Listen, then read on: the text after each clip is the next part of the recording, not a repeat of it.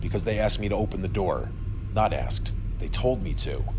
I told them I didn't order anything. The tone on the other side got more aggressive. I didn't order anything. So the nigga outside knows you're a hoe. Open the door. I didn't order anything.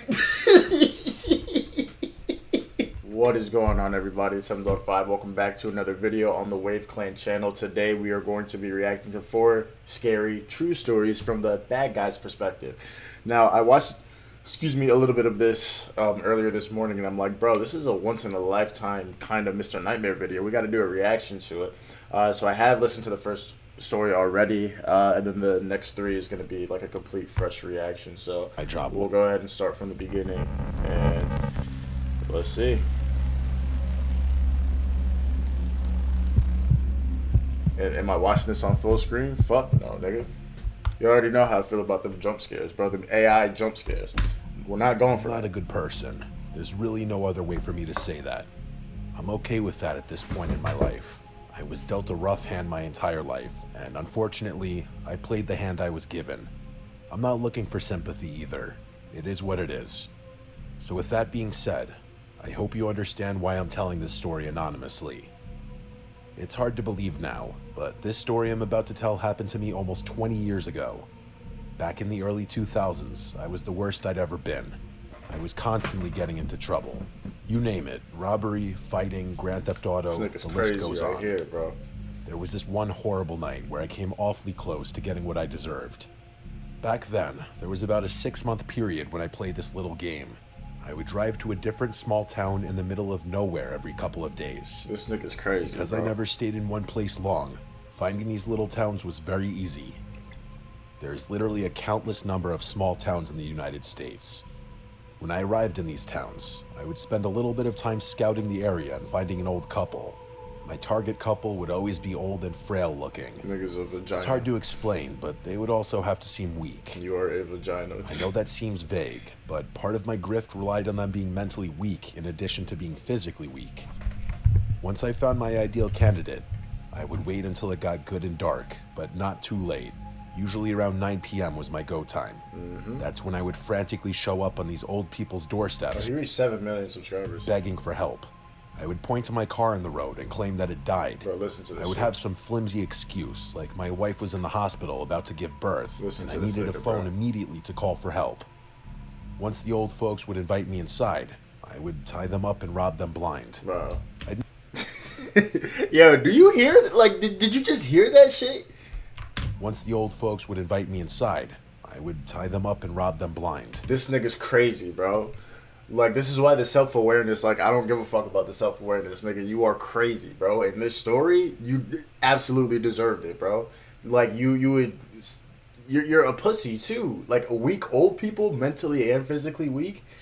And then you wait for them, make up this weird-ass excuse. Your girl's in the hospital about to give birth. And then you tie him up and rob them. And then he's going to be like, well, I never took anything sentimental. Shut the fuck up, nigga. You don't know what is and isn't sentimental to people who you don't know. I'd never steal anything sentimental. I just did my absolute best not to hurt the old people. Shut up. I'm going to do my absolute best not to harm you while I'm doing something that's actively harming you. Them was never part of the game. I just wanted to rob them.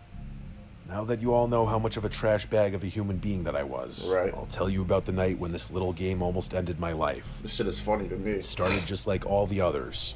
I found my targets and got ready for the robbery. I'm sorry for interrupting. However, this would be a more, like, I know that this is not really possible, but, like, one day we should get, like, a Mr. Nightmare story where, like, from the bad guy's perspective, from stories that he already told.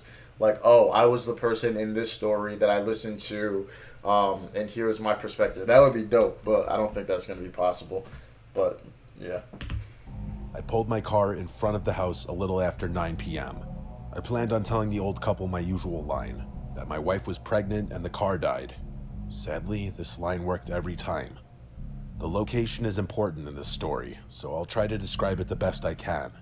The house was basically the only house on this road. I think the next closest house was about a 3-minute drive. The front of the house was basically on the road. There wasn't much of a driveway. They had one old pickup truck, but that was parked on the side of the house in the grass. What is all this shit? Behind the house were woods as far as you could see. This chocolate? Knowing the area was an important part of my grift because if things went south, I needed to know what the best way out could be. Since this house didn't really have much of a front yard or driveway, my escape plan was an easy one. At least I thought it would be. I put on my game face and ran to the door. I started knocking and screaming for help. An old woman answered the door. She didn't look scared or concerned in the slightest. With almost no sense of urgency, she asked what the problem was. I started frantically explaining that my wife was in the hospital about to give birth to our first child, and my car broke down. I needed to call someone for help. The woman smiled. It was a rough smile. There weren't many teeth. She grabbed my shoulder and told me to come in. The woman's demeanor was giving me pause. Usually the people I'm robbing at this point are freaking out and trying to help any way they can, but not this woman. Not this woman. She cheerfully guided me in and told me to stand she got in the something living set up room, for you. which was the room just right of the front door. This is God. This is Creepy divine voice, intervention. She told me not to worry and that I'll be okay. It was right then that this giant man walked into the room. I'm exaggerating a bit when I say giant, but he was huge. I would guess well over 6 feet tall and easily 400 pounds. He had a bushy, that is pretty giant. black beard that stuck out from his face about 3 inches. But the two most notable things about this large man were that he was holding a hunting rifle in his hand, and he was not old. This man couldn't have been more than 25 or maybe 30 years old. At 400 Younger pounds? people were not as That's susceptible crazy. to my game, so this was a major oversight on my part. The woman spoke up and told me that this was her son, and he'd go out and take a look at my car. Before I could even get a word out, she shouted Hank at the top of her lungs. She started telling me that her husband Hank is in the other room, and he'd for sure help me. She continued yelling for Hank, and at the same time, her son went outside. I started to panic a bit because her son would clearly see that my car is fine, and I didn't. And these niggas too, they're devious as fuck too. I'm not gonna lie. Like both of these are some evil. These are two sets of evil individuals. See that my car is fine, and I didn't think just rushing out was the best idea since he was walking around with that rifle in his hands. Like what if he really needed help? Yo, what if this was somebody whose wife was really giving birth, and he asked for help, bro? Oh my god. Hank limped into the living room where I was standing, and then he just stared at me. The old woman said something about helping me, and Hank just mumbled something under his breath. Because he knows This his is when I bullshit. noticed the smell. Everything happened so fast once I got to the door that I didn't realize the smell inside the house was bad. Like really, really bad. It wasn't the smell of body odor. It was something else. Something worse. And that's when I decided it's time to go. I started creeping toward the door, and I saw Hank mirroring my movements toward the door. The old woman was also creeping closer to me and asking where I was going. She Yeah, kept where you asking going, me what woman? was wrong and asking if I still wanted their help. I made up a stupid lie and told them I needed to get something out of my car. Both of them were closing in on me. When I was about 6 feet from the front door, I made a hard move and sprinted the rest of the way. As I ran, I felt Hank attempt to grab me, but thankfully, my youth allowed me to slip away quickly. For a split second, I forgot about their son outside. That intense moment inside had my blood pumping, and leaving was the only thing on my mind. When I got to the car, I noticed that all 4 tires had been completely deflated. As I ran closer and inspected the tires, I could easily tell that they were slashed. I didn't know what to do or what was going on. I didn't see their son, but I heard Hank yell from the house that I was outside and that I couldn't have gotten far. I decided to run into the woods. I know that's like a cliche, but hiding in the cover of darkness in the woods seems like a better idea than running on an open road. I sprinted deep into the woods for a minute or two, and then hid behind a big tree to catch my breath. I got down to the ground and did my best to listen for Listen to this shit footsteps. sped up, bro. Not long after, I heard the sound of heavy footsteps coming toward me. I couldn't move because that would clearly bring attention to my hiding spot. I was holding my breath and trying my best not to move a single muscle. The footsteps were getting louder, and they felt like they were on top of me. And I looked to my side and 2 feet from my head was the old couple's son walking by me, swinging the hunting rifle in his hand. I think the only reason he didn't hear me was because of the loud sound of his heavy footsteps. I could feel myself shaking as he stepped by me. He was too fat to hear you. Somehow, he didn't see me and just continued walking in the dark. I waited for him to get out of sight, and then I basically crawled out of the woods. So I'm playing Sparks to When I Hope got back after to the this. house, I can't still wait. snuck quietly back to my car. I could see in the windows of the house that the old woman was just standing there looking outside toward the woods. Somehow, she didn't see me. I didn't see Hank, which led me to believe that he must have been in the woods also. I decided to do the stupidest thing ever, and I still can't believe it worked. I got into my car with its flat tires, and I essentially rolled down the street as far as I could before the tires were completely dead.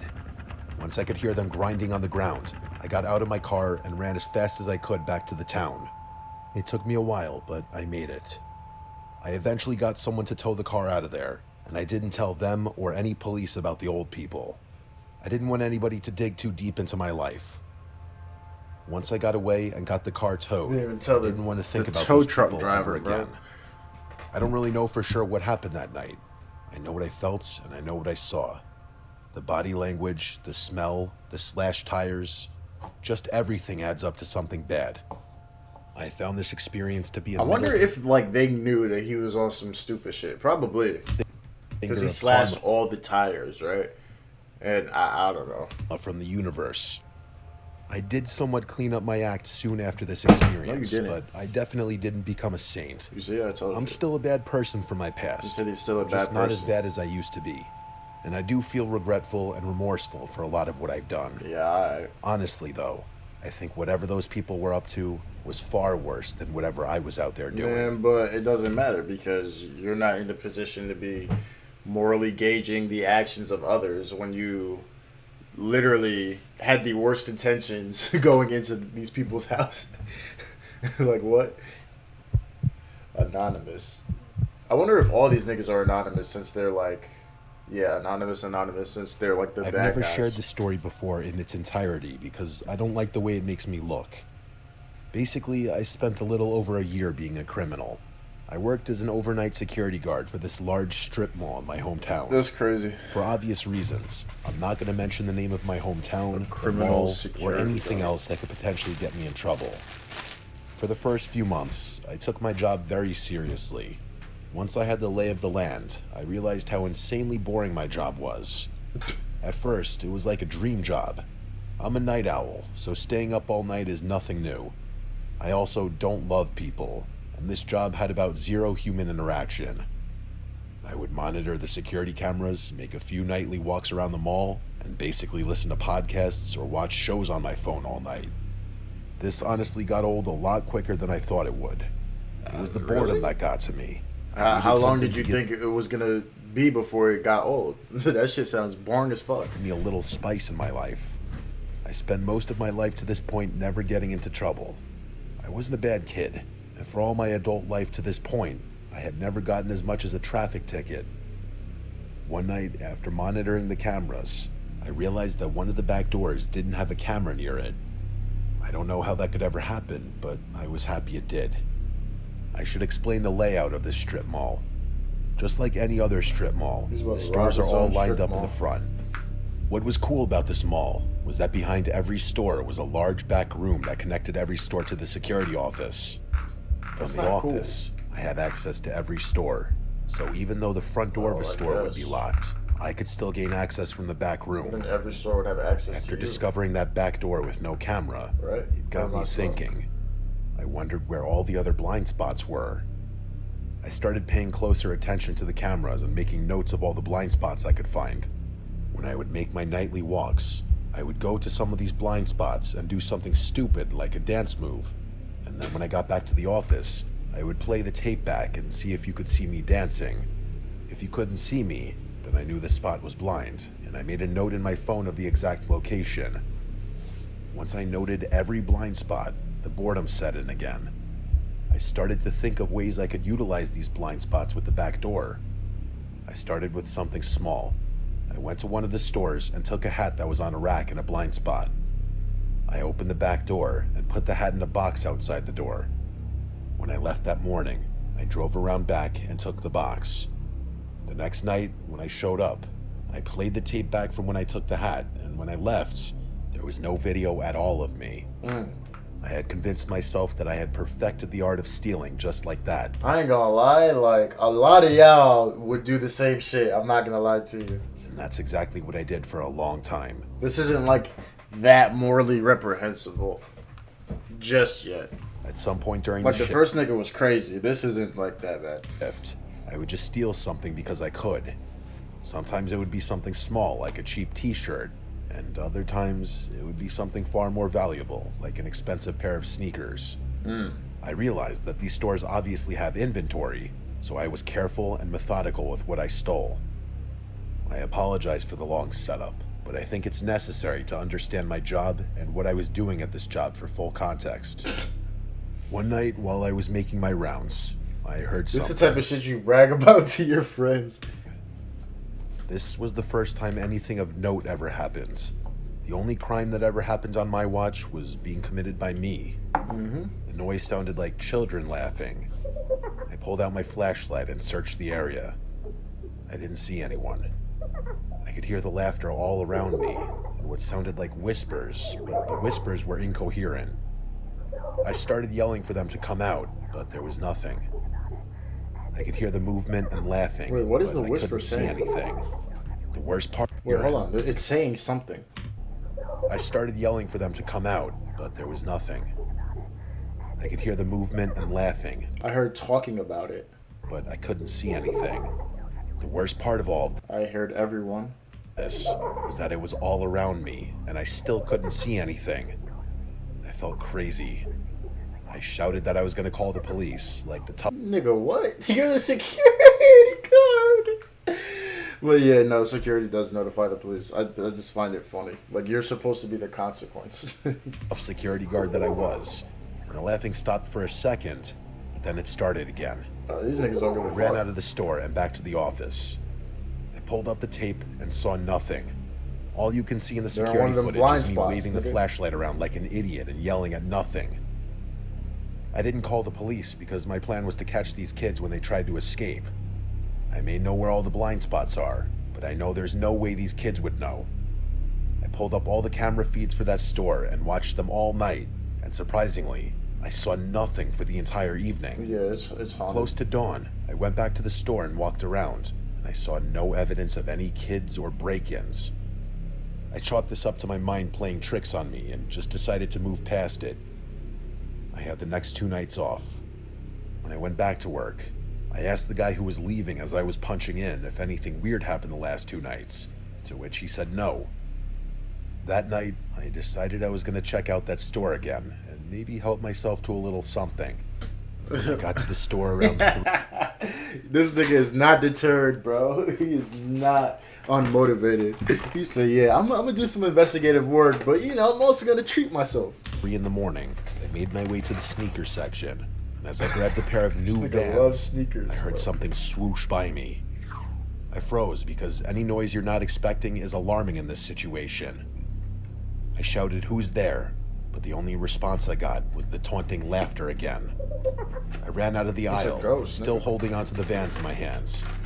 Once again, I was shining the flashlight all over the store, and again, I didn't see anything. I was shouting and moving around erratically.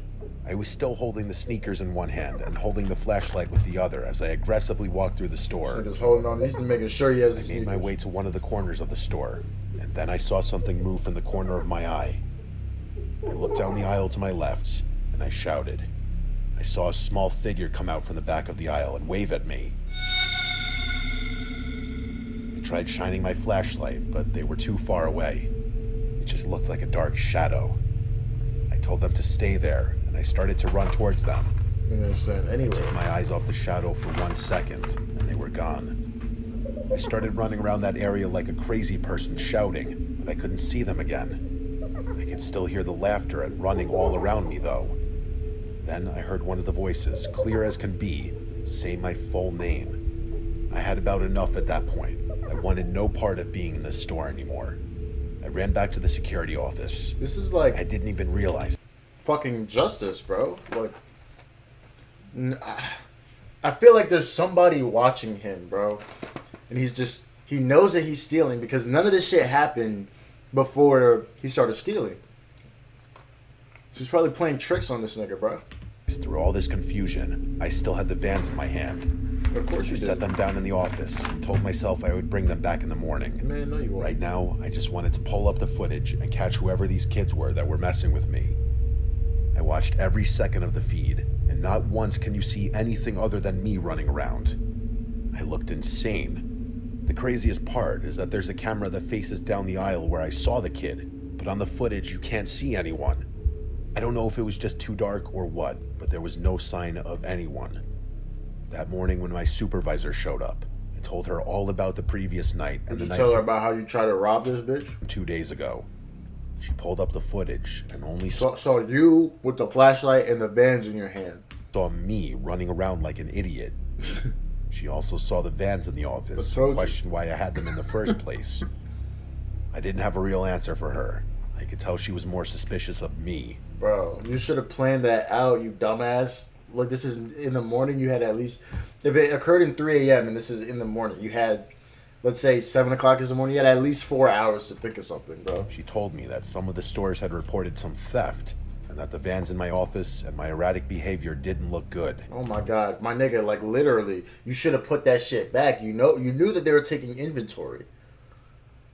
And it's like, oh, you have the vans in your hand? The same vans that were missing from our inventory? Nigga.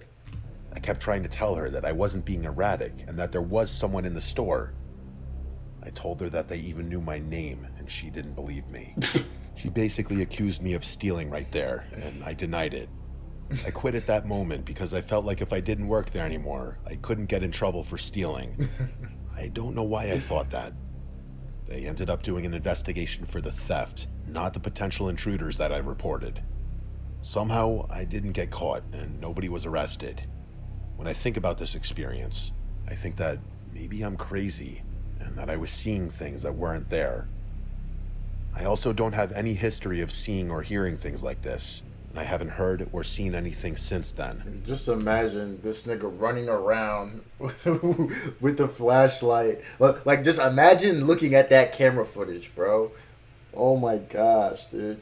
He's running around aisle to aisle with a flashlight looking dumb as fuck with the vans in his hand, bro. This shit is hilarious. I know what I saw. I know I can't prove it, and I know it sounds insane, but I know I saw someone standing there. Mm-hmm. I know someone was messing with me. I just can't believe they knew my name. Mm-hmm. Anonymous. Yeah, all these niggas are gonna be anonymous. Dear Mr. Nightmare, I've been watching your videos for many years now. Some of the stories you've narrated have reminded me of myself and something I've done in the past. My nigga, wait, what was that first part? Dear Mr. Nightmare, I've been watching your videos for many years now. Some of the stories you've narrated have reminded me of myself Okay. and something I've done in the past. I'm not proud of it, but I think it would be interesting for your viewers to hear a story from the quote, bad guy's perspective. For that reason, I'll obviously choose to stay anonymous. So, I wouldn't say I was a bad person before this. I mostly kept to myself, went to class, did what I had to do, and went home. I've always been socially Bro, awkward. I'm sorry, bro. I'm sorry. This is mad deja vu. I feel like I had a dream where I was reacting to a Mr. Nightmare video and then paused right, like at this exact frame. But anyways, I'm just stuck on the fact that this nigga, bro, went through all the effort in the world, finding the blind spots, fucking staying behind, robbing the store for a pair of vans, bro. For vans. Like, not some J's, not some Kyries, KDs, some vans. I cannot, bro. And I didn't really have friends, but it never bothered me that much because that was normal to me in my school days. And then one day, I got paired with a girl for a presentation in one of my classes. I'll call her Emily. She was normal and easy We know a couple Emilys. to talk to, the kind of person who made group work enjoyable.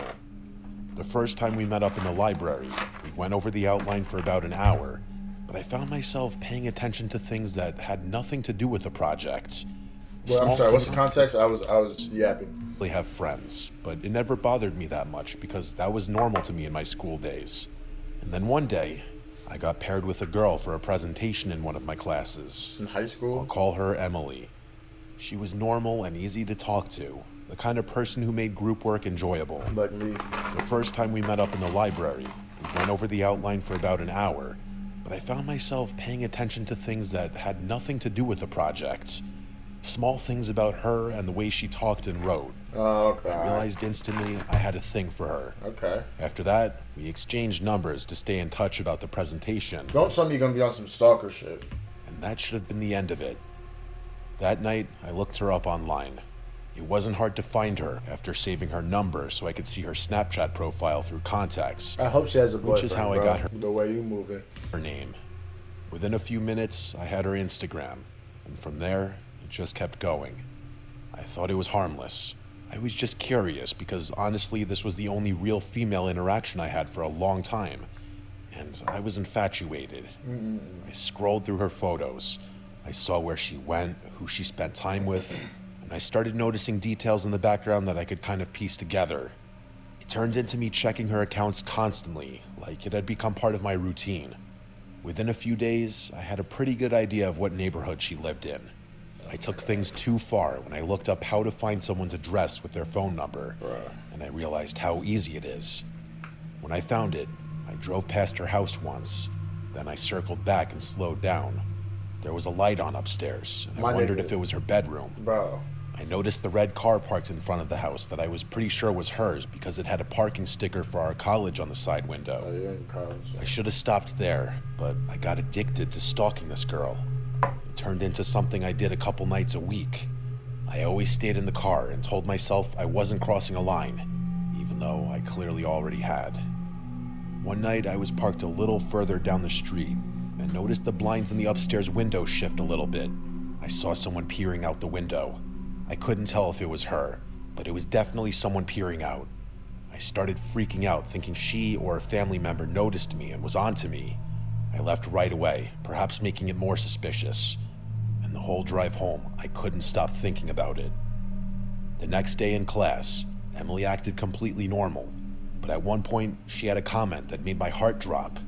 She made a subtle comment about some of the boys at the school being creepy, that she was dealing with a stalker situation. Bro. Is this nigga like on some other shit in terms of manipulation? Like, let me create a problem and then try to help you with that problem. I didn't ask her to go deeper into it because I was terrified to know if she was referring to me. After that, you're not. Okay. I stopped going near her house. I stopped checking her profile as much too. You're not very smart then, because if you had asked her, I'm just like, let's just be from your perspective, right? If you had asked her if this person, like, you know, for one, it would show genuine concern, right? So that's not like that kind of, I mean, I don't think she suspects you, but that shifts, you know, the suspicion.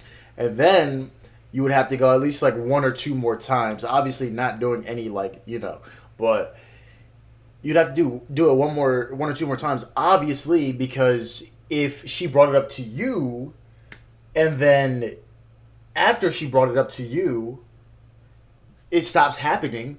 I mean, she's gonna put two and two together, dumbass. But like, why are you even doing this shit in the first place is beyond me. I was convinced she might have caught on, and I didn't want to push it further. Now here's where things really started messing with my head. At this time, I was living in my grandparents' house. That was handed down to my parents What the fuck? after they both What is wrong? I thought a jump scare was about to come on, and then this nigga just like the editing. passed, and I stopped going near her house. I stopped checking her profile as much too. I was convinced she might have caught on, and I didn't want to push it further. Now here's where things really started messing with my head. At this time, I was living in my grandparents' house. That was handed down to my parents after they both passed. And I still do live here. So I was alone. I was in my room at like 9 o'clock at night, and I heard something outside, like a light tap against the window. Oh yeah. I don't mean someone ominously tapping their finger on the glass. I mean, it sounded like someone brushing up against the glass as if trying to look inside. This nigga is all over the place with his editing. The mic change, the incorrect sound effect for the tapping on the glass. He put like a fucking floor creak. The beginning, the black screen just now. Oh my god, bro. Too scared to go look, though. The next night, it happened again. But this time, it sounded like it was coming from a different side of the house. This was when I knew it wasn't a coincidence. And it only got worse. I started seeing shapes through the blinds. Someone standing too close to the window. It was never clear enough to see who it was. Just enough to know that there was a person or multiple people circling my You're gonna house. taste your own I medicine. stopped opening the blinds completely after that. I stayed in my room with the door locked and the lights off. This went on for days. I stopped going to class entirely. I barely left my room unless I had to. There was a person that's or a crazy. group of people trying to see if I was home. I started using my limited money to have any food or necessities delivered because I didn't want to leave the house. You Every what? Nigga. Oh, this nigga, bro. Delivered. Because you didn't want to leave it. Maybe not invest in a camera or some shit. Sound made me feel like someone was right outside. Oh my god. During all of this, Emily started texting me asking if I was okay since I hadn't shown up to class or responded about the project. Oh yeah, she knows. I didn't answer right away, but eventually I replied and told her I was sorry and asked her to please stop sending people to my house. As soon as I sent it, I regretted it. You're a fucking idiot, bro. Her response came a few minutes later. The typing bubble came up, then disappeared, then came up, then disappeared. I watched the whole time as she was definitely trying to figure out how to respond. When she did, she responded confused and concerned, asking what I was talking about. That was the moment it really hit me that maybe she had nothing to do with any of this. I tried to play it off like I sent that message to the wrong person, Man, stop. and she surprisingly didn't question it after that. Yeah, that's what my boy did to our group chats a couple days ago. He meant to text his girl. We started trolling him. He was like, I'm a KMS. But the damage was already done in my head. That night was the worst it had been. It was late, and I was sitting on my bed in the dark when the doorbell rang. And if you had invested your money in a fucking Ring camera or some shit, then you would have seen who was at the door. Out of nowhere and made my heart jump. I lay still for a few seconds before getting up and walking downstairs with all the lights still off. Yes, I was living in darkness for days. I stood near the door without opening it. And not just once did you think to call the police. to listen. The person on the other side must have heard me. Yo, what? Yo, who the fuck are you? Nah. Not even, I'm gonna call the police. Order anything. Yo, this nigga, bro. Telling me to open the door like it wasn't a request anymore. I didn't respond. I just backed away and went upstairs as quietly Not as like, I who the could. fuck do you think you are? Telling me to open the door to my house? Nah. Nothing. Then I locked myself in my room. They spammed the doorbell for a solid minute. I was hiding in my bed like a coward. After a minute or two, they stopped. It's definitely Emily, I bro. went to stay with my parents It's for a few absolutely days, not Emily. telling them the reason, because I didn't want to explain my creepy actions. The rest of my time don't working have with to. Emily in class was very awkward. I never found out if she sent her family or friends or whoever to my house. If it wasn't her, I don't know who it could have been. Regardless, I never went to her house again or stalked her page again. Whoever was coming to my house lost interest after I spent like 5 days at my parents' house. I got a taste of my own medicine, Yeah. and I never want that to happen again. Develop some social skills, my nigga. Yeah, by nobody. Anonymous. 2 years ago, I was what you would call Alright, the best lost story in is the last, and the fact that he didn't even put anonymous next to his name. Alright. life. I didn't have any direction. I worked dead-end jobs, had no relationships, and just blindly went through life. Something was missing in my life. I tried filling the void with a lot of different fixes, but I was always left feeling empty. Until one day, I did something strange. We are coming for you. It's Something that crazy. gave me such a rush. I trespassed into a home in my neighborhood. Don't worry, I know how sketchy this is. Basically, I knew the owners of the house, and I knew they were at work that day. Earlier that morning, they had some workers go to their house to do some kind of construction project. I just happened to see them leave for lunch when I was on a walk. I don't know what came over me, but I went to the front door and checked if it was locked, and it wasn't. I walked inside and just took a self-tour of their home. This rush of being inside someone else's house was exhilarating. I stayed at their house for several minutes and then left before the construction crew came back. Okay. After that day, I started breaking into homes I knew were empty just for the thrill of it. My nigga, but you can get thrills from other things that don't involve breaking into other people's fucking home, which is their sense of security. Violating people's I never took sense anything. of security. I would just walk around and observe people's living spaces. And you could also get a thrill of whatever, a thrill by doing something legal. I would get this I don't eerie understand. rush standing in a room. Just the feeling of knowing I was there and the person had no idea. It was an amazing feeling for me. But just like every other This is fix exactly in my why life, niggas like people. This is why Mr. Nightmare Stories exist, bro. this started to get old as well. That eerie rush eventually just disappeared. Knowing I was in the house soon became not enough. I needed more. Oh my god. You're like a fiend, bro. You're like a drug addict. I started calling myself a reverse thief. I would go into these homes and leave something behind, something inconspicuous. Even though I would never see the reaction with my own eyes, I would fantasize about their reactions. For example, one time I left a folded blanket on a living room couch. Yeah, A that's blanket that I crazy. brought with me, not one that the owners already had in the house. That's actually crazy, bro. Not anything inconspicuous, something obvious. Like, that's crazy. The idea of the conversations that would start made me almost giddy. I was like a small child on Christmas. You need to go to In therapy. hindsight, I know how twisted this is. If I ever came home and saw something like that, I would probably freak out and call the cops. This reverse thief thing I was doing became my life. I would literally base my entire week around it. I started to people watch intensely. Once I had an idea of their schedule, I would locate the home and find a weak area to enter the house when the owners weren't home. You'd be surprised how many people have a key under a doormat or a fake rock thing that holds a spare key. That's true.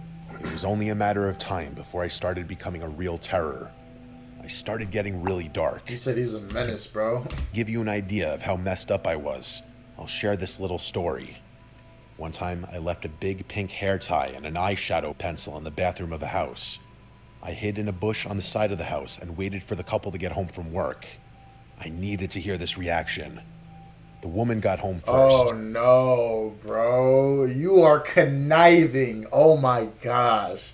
Just for, bro, there's no way. And she was not pleased. Her husband got home shortly after, and they began to fight. He obviously had no idea what she was talking about, but the evidence was there. Can you imagine coming home and finding something like that? I'm sure it wouldn't end well for anyone. I became this mischievous little monster, and I loved it. It was only a matter of time before I got a taste of my own medicine. Amen. One afternoon, when I got home from work, I noticed something on my counter in the kitchen. It was a little vase with one small yellow flower. This is for sure something that wasn't there when I left that morning. Next to the vase was a note. It was written in cursive and said, "We know it was you." I felt sick. I checked all my locks, and everything appeared to be locked up. I couldn't think of anyone who could have done this to me. I was always so careful. You couldn't not to think, maybe not any of the people that you fucking robbed or not reverse theft robbed. leave a trail.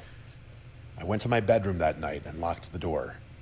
Calling the cops wasn't an option because if this person actually knew who I was, they could ruin me.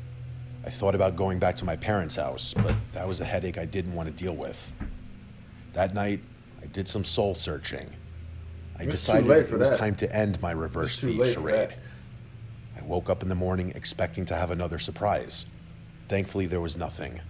I ran some errands, and when I got back home, I wasn't so lucky. This time, I did have another surprise waiting for me. Once again on the counter was a note accompanied by a dead bird. The note said, "We're coming for you." At that moment, I ran to the bedroom and started packing a bag. I ain't gonna lie, a dead bird. What did the bird do? The bird ain't had anything to do with this situation. I was gonna stay at my parents' house until I could figure out a plan. When I got to the room, I heard something shuffling. It wasn't coming from the room. I heard something from the vent. I went over and put my ear to the vent that was on the ground. There was movement coming from downstairs in the basement. There was no doubt in my mind that someone was down there. While listening, I could hear voices. They were too muffled to understand what they were saying. At least, I thought they were voices.